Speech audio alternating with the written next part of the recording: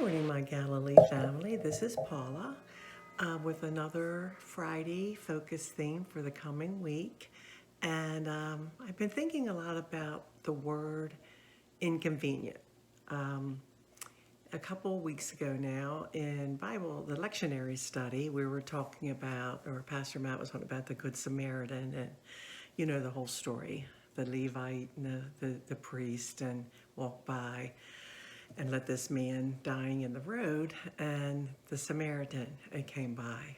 And then we got into a big discussion about, well, the priest couldn't do it and the Levite because of the, to touch anything dead or presumed to be dead wasn't cleaned, and it would be like a sin, and it could ruin, you know, whatever they were doing in their vocation. And so that's what we always have such great discussions, and a woman said, well, he couldn't do it, you know, he wouldn't have his career. And another woman, her name's Patty, said he could have. They both could have. And then they would have had to go through a cleansing. So it just wasn't convenient for them. It was an inconvenience. They would have to do a lot of different things. And I don't know, for whatever, that word just hit, because I'm thinking, how many of us maybe look the other way, or just too busy, too inconvenient. And I know I've definitely been guilty of this. And I'm thinking, I don't think God wants, we are supposed to be inconvenienced. There's nothing in the Bible that says being a Christian is just going to be all roses and just full of joy. And obviously, a lot of times it's just the opposite.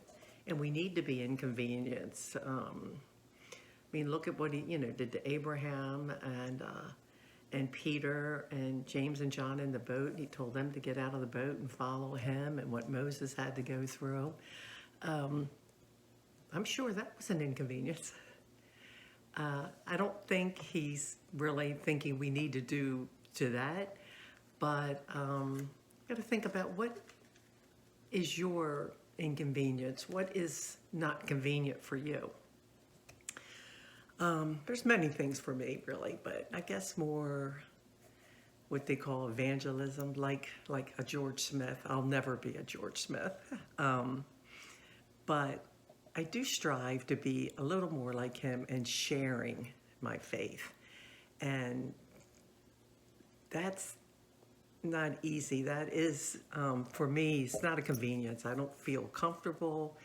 But then I believe knowing God is with us and will give us the right words. I do believe that.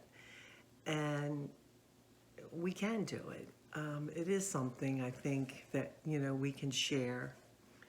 And I don't think evangelism is meant to be comfortable and convenient for us. Anything like that you're stepping out in faith, to me, is inconvenient and makes you a little gun shy, a little nervous. But we know God is there with us. I don't know how easy it's going to make for us, but I think we'll be stronger for it. It seems like everything I do, even for instance, if I start the day in the morning, like with him, whether it's reading a devotional, something from the Bible, whatever, my day just goes better. Do I do it every day? I try, but I have skipped a day or two. Can tell the difference. It just sets your whole body in a different rhythm when you begin the day with him, or it does for me. But we all are busy, and we say that busy and we don't have time, and it's inconvenient, or I just don't have time. And I'm thinking, well, I was reading in the Bible that our time, our possessions, they're not ours anyway. And we all can make time for anything we really want to do. And I was thinking, because I'm guilty of this, how much time TV, social media, oh boy, being on the phone, playing games on the phone. If we just start small, just start maybe an extra 10 minutes a day to think about what we can do to further our faith and help others that may be a little inconvenient. So that's what I really would like to focus on, is this week ahead, where you can be inconvenienced. There's many things, we can definitely be, we're needed in church, and not just in church, in the pews. We're needed to do many things in the church. And everyone has some time to give.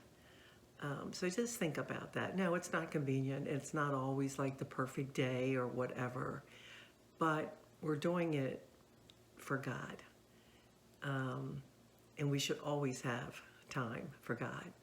So this coming week, think about that and think what you can do, even if it's not convenient, to help your parishioners, the fellow congregation, that's your Galilee family, people in your community, your neighbors. There's so much needed out there.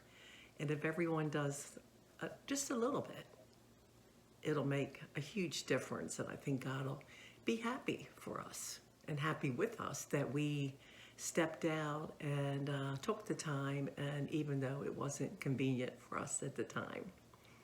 So with that, just continue to pray for our parishioners.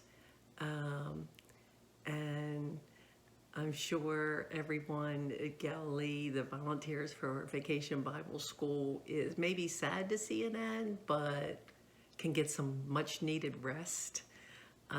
There's just been a lot going on between the youth conference and then back-to-back Vacation Bible schools. That was just nice that I'm sure Pastor Matt will be needing a well-deserved vacation. So until then, remember, if you're having some trouble with your inconvenience and you need some guidance, just remember, you can always look up. Until next time, bye.